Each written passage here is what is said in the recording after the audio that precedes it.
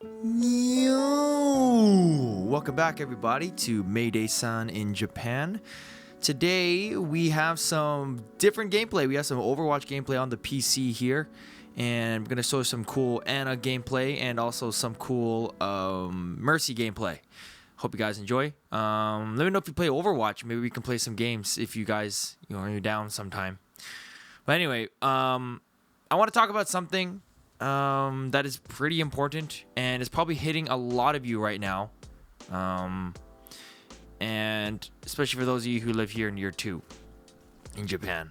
So if you are an English teacher, and you most likely are if you are a fan of Maydaysan in Japan channel, you know that right now around this time that residence tax bills have finally come in, and so have your health insurance bills as well. And now you're wondering, you're looking at those bills and you're going, holy macaroni, how the heck am I going to pay this off? Paying almost 40,000 yen every 2 months. And then you also see that your health insurance premiums have gone up from an easy 3,000 yen to almost tripled that, maybe 20,000 yen, depending on your city. So I just came back home from a trip from Mie Prefecture, and hopefully I'll get some footage of that later on in a different video. I can't really disclose that content as of yet, but I just came back after a 3-day trip, and it was kind of suspicious before I left. In July last year, this is my 3rd year in Japan. July last year, I usually got my residence tax bill, which I braced my ass for anyway, around May or so, and I was kind of like, okay, now I can save some money. So I didn't get it for such a long time, and I also wasn't getting my pension either. I was just getting my health insurance, and it was like 2,000 yen. I was like, no, this can't be real. It's my 3rd year here, and 2,000 yen for health insurance, nah. So I kind of just braced myself, and I kind of just tried to put some money aside, work some extra overtime, and just try and brace my ass for the reckoning of these bills. So they finally come in, and not only has my residence tax gone up almost, I think 150, like maybe 100%. Maybe it's gone up 100%. Yes, 150% has went up. My health insurance also went up too by 2,000. That's because my income increased, and that's fine. That's fine for me, whatever. Now I feel like, I'm incredibly lucky to be able to even afford to pay for these things and still have some kind of meager life in Japan. Like, I probably couldn't even get this kind of life in Canada, where at my financial status, like, there's no way I'd be living with my mom. But basically, it got me thinking, how does anyone, or how does any dispatch company expect your employees to survive after year 2? How? Just how? And it's such a weird contradiction, because a dispatch company, right? They have clients. Their clients are the BOEs, and the BOEs, and Japan in general favors long-term kind of employees and people who like give it up for the team, work overtime, all that fun stuff. Put it all down the line for a long time, right? Moving companies a lot in Japan isn't really seen as good, especially on a resume, so it's actually good to stay long. Now, my question is, if these dispatch companies want to, look good for their for their clients, wouldn't it be in their best interest to, give their ALTs, a higher standard of living? And a lot of you are gonna argue like, oh no, you should have known that coming in. Yeah, I know that coming in, but the one of my concerns this year is that, how are you supposed to pay for your rent, okay, which is around 60,000, right? And then, pay for your food, pay for bills, pay for all that, and pay for resident tax, and pay for in premiums, and still have a livable wage, like, and expect, like, obviously, if you can live like a hermit or whatever, or get somebody to split the pay with you, you can do it. But like, how does the company expect the employee to actually survive with only its proprietary resources, with only the salary that it provides? Because maybe because working part-time is obviously a choice, right? And it's not as easy as it sounds to get a part-time job that pays well enough and gives you enough hours to pay off things, right? And I've been incredibly lucky to actually have that opportunity. But I was just kind of thinking, like, how do they expect that? How do you expect anyone to pay this and afford this and stay long term? And then your argument would be, people usually leave after a year, so it doesn't really matter. They usually cut. It doesn't even matter to them.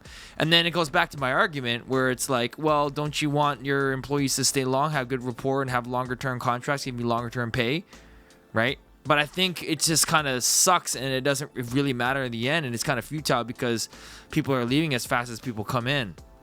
So it doesn't really matter. And it kind of really just highlights how, quantitatively shitty, pardon my French, this job is. Qualitatively, I'd say it's really good. Like, if you really care about your students and stuff, and you go in the extra mile and you're doing all this stuff. But at the same time, I'm also thinking, like, why are you doing that? Even though, like, if you're getting paid pennies, like, for all the effort you're putting in, you know what I mean? So how can they expect anybody who's actually can think for themselves to put in that work, put in that quality work if they're suffering the entire year? How are you supposed to survive in Japan after year 2 without a part-time job? Without it, like, you literally cannot. You literally cannot. And I think that's a really, I don't know if that's just the reality and everyone just has to do that, or you just freaking tank it and just live like a hermit. And then you can't, if you don't go for the part-time job route, and, like, let's say you're placed in some countryside where nobody can contact you or anything, like, there's like nothing around, right? How are you supposed to get a part-time job there, let alone private students, right? So it's just like, I don't understand. So then you live, okay, so the only way I can do this is by living like a hermit. And then, like, the number one cause for ALTs leaving Japan is solitude and loneliness. So I don't understand what the logic is here, man. And when I got these bills, I'm like, okay, I'm just gonna have to work some extra overtime, gonna, like, do a little adjustments to the budget. Even like, you might just think, oh, it's just about budgeting your money. Yeah, I budget my money pretty well. I say no to a lot of things. And and I use that, and I kind of have a bit of foresight to be like, okay, if I say no to this, I'll have money for this, blah blah blah, and I won't be like struggle busing, right? Or I work extra, or I do both, right? I'm not an idiot. Like, I'm not going out drinking all the time. Like, no, year 1, a lot of people in year 1 do that because it's exciting, it's amazing.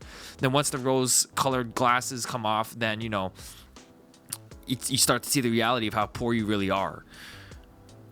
And I think, like, people say, well, why don't you just go home? Well, for me in any way, like, me going home, it wouldn't be any better.